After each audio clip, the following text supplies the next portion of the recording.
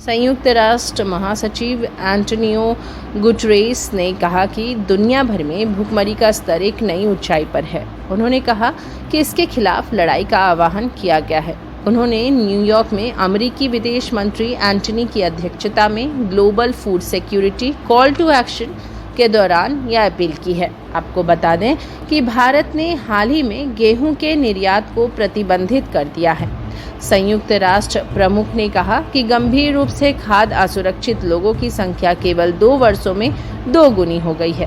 पहले जो संख्या 13.5 करोड़ थी, अब वह 27.6 करोड़ हो गई है। उन्होंने कहा कि 2016 के बाद से 500% से अधिक की वृद्धि हुई है। उन्होंने कहा कि इसके अलावा कोविड के कारण हुए आर्थिक झटके ने लोगों की आय को कम कर दिया है। साथ ही आपूर्ति श्रृंखला को बाधित करके खाद्य असुरक्षा को बढ़ा दिया गया है। इन कारणों से दुनिया असमान आर्थिक सुधार हुआ है। वित्तीय बाजारों तक पहुंचे प्रतिबंधित कर दी गई है। कुछ विकासशील राज्य अब ऋण चुक के कगार पर है।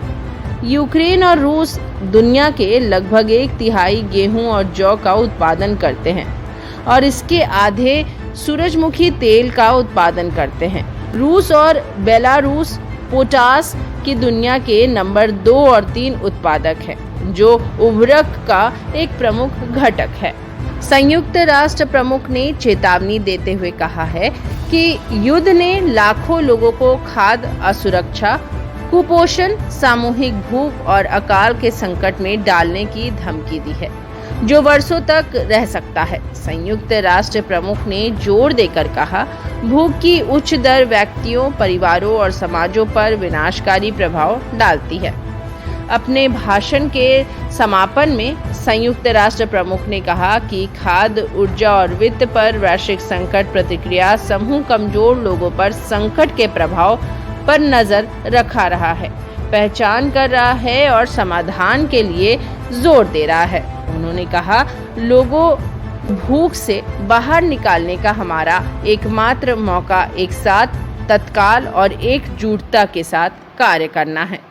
ब्लिंकन ने उस बैठक की अध्यक्षता की जिसमें लगभग 30 क्षेत्रीय रूप से विविध देशों के विदेश मंत्रियों ने वैश्विक खाद्य सुरक्षा, पोषण और लचीलेपन को संबंधित करने के लिए कदमों पर चर्चा की।